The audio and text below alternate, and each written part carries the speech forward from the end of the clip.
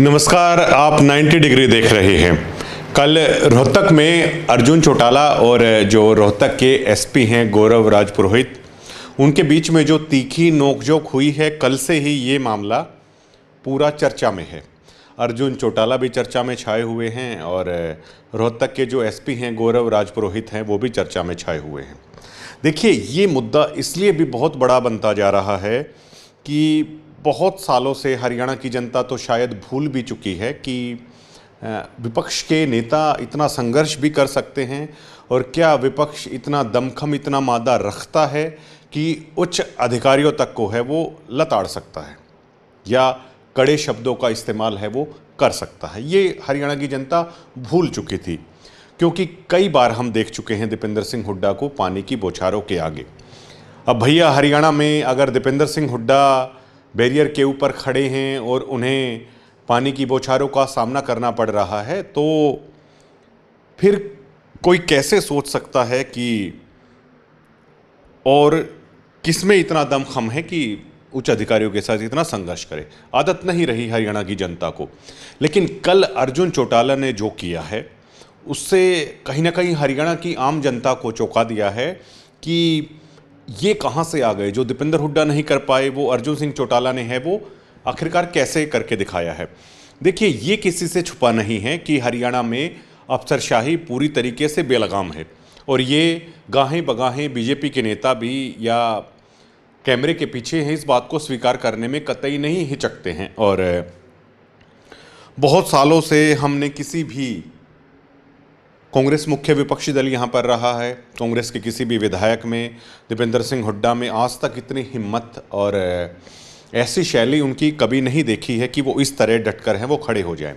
ये मामला बढ़ रहा है, तो इसमें आज हरियाणा की जो आईपीएस एसोसिएशन है, उन्होंने एक ट्वीट किया है। वो ट्वीट करते हुए एसोसिएशन लिखती है, the recent incident in Rohtak in which a public representative tried to browbeat the district administration without any provocation was in poor taste and deserve condemnation. The Haryana IPS Association strongly condemns this behavior by the public representative. The association firmly stand with the officer of the district administration.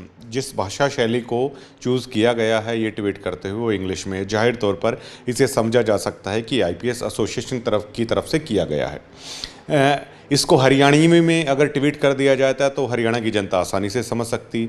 Haryanvi में ना, अगर हिंदी में अगर tweet कर दिया जाता और आसानी से समझा जा सकता था। लेकिन अब आईपीएस लॉबी है, शायद उन्होंने खुद की रिस्पेक्ट का ख्याल रखते हुए इस ट्वीट को इंग्लिश में किया है। इसका मतलब साफ सा ये है कि वो इसको कंडम करते हैं जिस तरीके से अर्जुन चौटाला ने ये सब किया है, और वो स्ट्रोंगली तरीके से जो गौरव राजपुरोहित है उनके साथ है ये लॉबी खड़ी हुई है।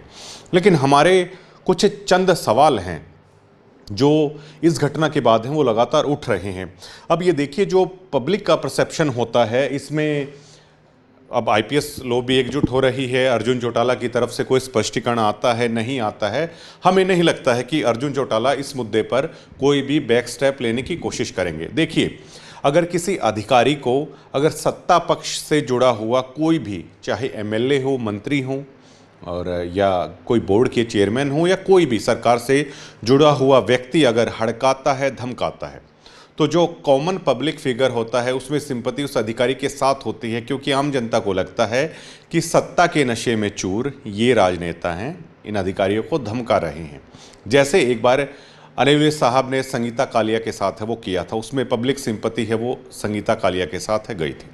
कुछ दिन पहले अनिल विज अक्सर ऐसा करते रहते हैं, और ऐसे होता है कि अगर आप सरकार से जुड़े हुए हैं तब आप ऐसा करते हैं तो लोग वो अधिकारियों के साथ में खड़े होते हैं। लेकिन अगर आप सरकार में नहीं हैं, आप विपक्ष में हैं, और तब आप अधिकारियों के साथ लोगों के हकों के लिए, महंगाई, बेरोजगारी के मुद्दे को लेकर जो प्रोटेस्ट होता है, तब अगर आप अधिकारियों को के साथ इतनी तनातनी और खींचतान कर रहे हैं, संघर्ष कर रहे हैं पब्लिक के आम डोमेन के जो कॉमन मुद्दे हैं उनको लेकर, तो आम जनता की जो सिंपैथी होती है वो अधिकारियों से हटकर कहीं ना कहीं राजनेताओं के साथ में हो जाती है। इस मामले में कुछ ना कुछ अर्जुन चौटाला के साथ ऐसा ही होता हुआ है वो दिखाई दे रहा है।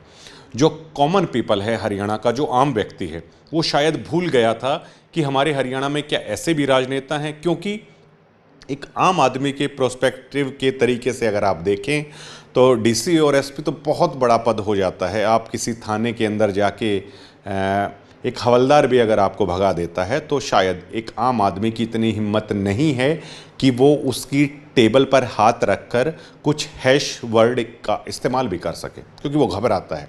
लेकिन अगर वही कॉमन आदमी जब ये देखता है कि जनप्रतिनिधि ऐसा भी है कोई जो एसपी और डीसी से टक्कर ले सकता है आपके हकों के लिए, तो वो कॉमन आदमी जाहिर तौर पर उस नेता को अपना लीडर भी मानता है और उसको फॉलो भी वो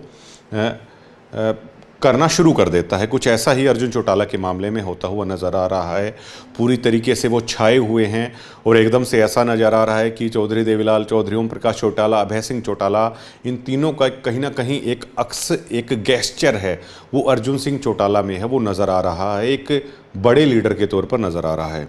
अब देखिए, अब लगातार बहुत सारे मुद्दों को लेकर ये हरियाणा सरकार भी लगातार सवालों के घेरे में है और उच्च अधिकारी भी लगातार सवालों के घेरे में रहते हैं। जब आम आदमी इनके पास फरियाद लेके जाता है तो अगर वो अधिकारी उन्हें लताड़ दे, अगर झाड़ दे, चाहे कुछ भी कह दे, किसी भी भाषा का इस्तेमाल है वो कर दे, हम ये नहीं कह रहे हैं कि ऐसा करते हैं, अगर कर भी दे तो आम आदमी की क्या बिसात होती है कि उस अधिकारी को कुछ कह पाए।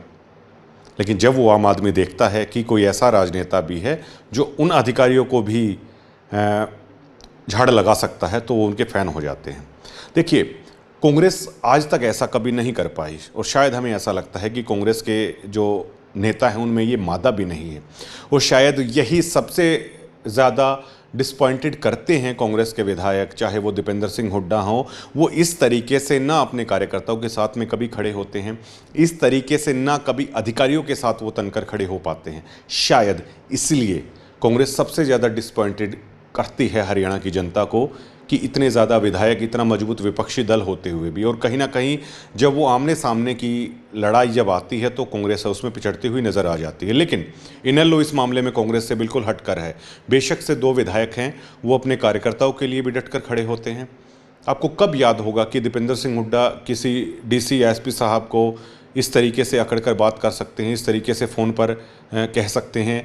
या अब देखिए, अगर आप किसी पार्टी से जुड़े हुए व्यक्ति हैं या एक कॉमन पीपल है, आप किसी उच्च अधिकारी के दफ्तर में जा रहे हैं और अगर वो आपको झाड़ लगाकर भगा दे तो आपके पास क्या ऑप्शन बच जाता है? अगर आप कॉमन पीपल हैं, अगर किसी नेता के साथ आपका संपर्क नहीं है तो मायूस होकर आप वापस आ जाते हैं और भगवान भरोसे छोड़ देते हैं हर उस चीज़ को, न्याय की उम्मीद को छोड़ देते हैं। लेकिन अगर आपका किसी नेता के साथ थोड़ा बहुत अगर मेल मिलाप होता है या आपने उन नेताजी को वोट दिया है या उनकी रैलियों में कभी आप गए हैं तो आप फ़ोन निकालते हैं और उनको कहते हैं कि मैं यहाँ पर आया हुआ हूँ, मेरा ये काम है और ये अधिकारी ऐसा व्यवहार कर रहे हैं।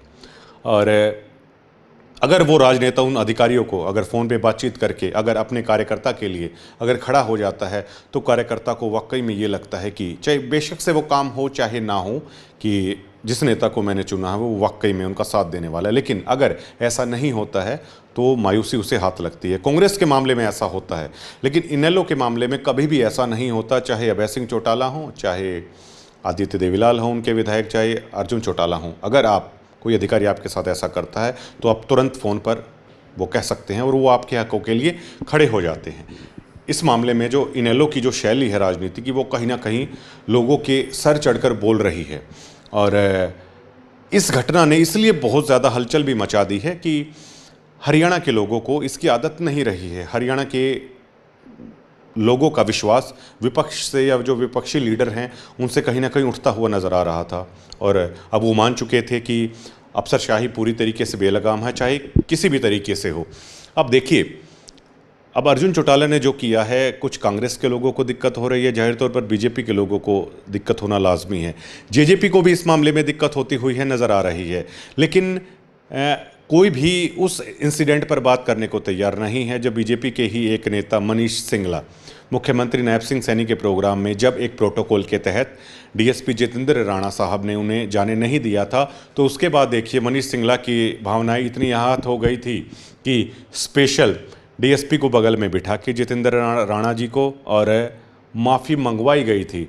और आप उन डीएसपी साहब के हाव भाव से आप समझ सकते थे कि ये सरकारी प्रेशर के कारण सारा हो रहा है। लेकिन एक एचपीएस अधिकारी भी कोई छोटा मोटा नहीं होता। लेकिन इसी हरियाणा में जब उस एचपीएस अधिकारी को इतना मजबूर किया जा रहा था, केवल उसने अपनी ड्यूटी का, प्रोटोकॉल का पालन किया था, तब हर कोई खामोश रहता है। लेकिन एक विपक्ष का विधायक जब इस तरीके से लोगों के हकों के लिए उच्च अधिकारियों से भिड़ जाता है तो बहुत सारे लोगों को जलन भी हो रही है। लेकिन देखिए, सबका अलग अलग पहलू है, हर किसी की फ्रीडम है, हर किसी की सोचने की अलग से क्षमता होती है। लेकिन रोहतक में जिसे हुड्डा साहब का गढ़ माना जाता है, जो एक समय पे कभी चौधरी देवीलाल का गढ़ होता था, उसी गढ़ में आके अर्जुन चौटाला जिस तरीके से दहाड़े हैं, जिस तरीके से टकराए हैं, उसने कहीं ना कहीं सत्ता की ना केवल बल्कि कांग्रेस की राजनीतिक दरी को भी खिसकाने का प्रयास कर दिया है और हरियाणा की सोई हुई जनता को दोबारा से जगाने का प्रयास किया है। दोबारा से उसे भरोसा हुआ है कि चलिए कोई तो लीडर है जो इतना दमखम रखता है। और अब देखिए, एक शब्द अर्जुन चौटाला के मुंह से निकला, उसका क्रिटिसाइज हो रहा है, वो अलग विषय है। लेकिन क्या इस पर बात नहीं होनी चाहिए कि एक विधायक 3 घंटे से धूप में खड़ा होकर इंतजार कर रहा है और उसके साथ हजारों कार्यकर्ता हैं जो केवल एक ज्ञापन देने के लिए आए हैं उपायुक्त को, और उन्हें 3-3 घंटे इंतजार करवाया जा रहा है, पुलिस का बंदोबस्त किया जा रहा है, एसपी साहब खुद सुरक्षा व्यवस्था को संभाल रहे हैं। क्या ये जायज है? अब विपक्ष अगर सड़कों पर ना उतरे, विपक्ष अगर उपायुक्त के माध्यम से अपना ज्ञापन ना सौंपे, तो क्या आपको नहीं लगता कि सत्ता पूरी तरीके से बेलगाम हो जाएगी? अगर विपक्ष के प्रोस्पेक्टिव से आप देखेंगे तो विपक्ष का काम क्या होता है? शायद कांग्रेस ने हरियाणा की जनता के आम लोगों को ये भुला दिया है कि विपक्ष का काम क्या होता है। हरियाणा की जनता को केवल इतना लगता है कि विपक्ष का काम क्या केवल इतना रह गया है कि जब भी कोई राज्यसभा का चुनाव आए तो विपक्ष के लोग बिककर सरकार की मदद करें। जब भी कोई चुनाव आए तो विपक्ष की सरकार लोग बनाना चाहते हों और कहीं ना कहीं विपक्ष पर ही संशय खड़ा हो जाए कि उन्होंने ही तीसरी बार बीजेपी की सरकार है बना दे दी। तो ऐसे में उस सोए हुए लोगों को उस नींद को तोड़ने का काम है इनेलो पार्टी ने, अर्जुन सिंह चौटाला ने किया है कि विपक्ष का असली मकसद है वो ये होता है। और देखिए, ज़िंदगी में बहुत कम ऐसे मौके आते हैं कि जो एक घटना चाहे लाइफ चेंजिंग का काम करती है, और हमें ऐसा लगता है कि अर्जुन चौटाला ने कल जिस तरीके से वो दहाड़े हैं, टकराए हैं, उन्हें हरियाणा की उन चुनिंदा लीडरों की श्रेणी में शामिल कर दिया है जो बिकने वाले चेहरे नहीं हैं, जिस तरह राज्यसभा चुनाव में हुआ, जो झुकने वाले चेहरे नहीं हैं। और ये जो अर्जुन चौटाला जो उभर कर आए हैं बतौर एक लीडर के तौर पर, वो उस आम जनता के बीच में वो भरोसा जगाने का काम है उन्होंने कर दिया है। सबका अलग अलग व्यू है इस घटना पर सोचने का। आप 90 डिग्री को कमेंट के माध्यम से है वो बता सकते हैं। लेकिन इतना जरूर है कि कांग्रेस ने जिस विपक्ष की भूमिका को भुला सा दिया था सत्ता के सामने, उस भूमिका को इनेलो ने दोबारा से जिंदा करने का काम किया था। इसी काम को अभय सिंह चौटाला बहुत सालों से कर रहे थे। लेकिन अब इस कड़ी में अर्जुन सिंह चौटाला ने भी एक ऐतिहासिक काम है वो कर दिया है और विपक्ष का यही काम होता है। शुक्रिया।